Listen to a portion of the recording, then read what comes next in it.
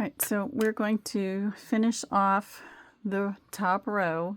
If you notice, this very top one still has some air behind it, as I like to say. You can see through it, whereas the other rows you can't do it. So we're going to finish this off. You can switch to a shorter hook. I just didn't get around to doing that.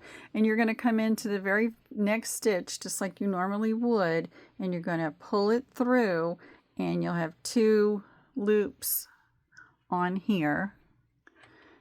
Okay, so I have my 2 loops on my hook, but you really only are going to have 1 because you're also going to pull it through that top one, and that kind of finishes it. So I'll do it again.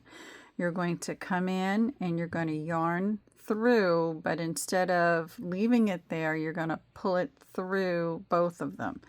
And you're going to continue in that manner because this is called the binding off stitch. And I'm going to show you, if I can get off my hook, how this is going to look all the way through. So I'm really going to need to get a littler hook.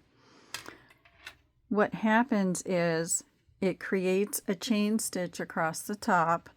It finishes, if you look here at these stitches, you can see that it's kind of airy behind it. In other words, you can see the holes behind it. And in here, this beginning part is starting to look like the rest of the blanket.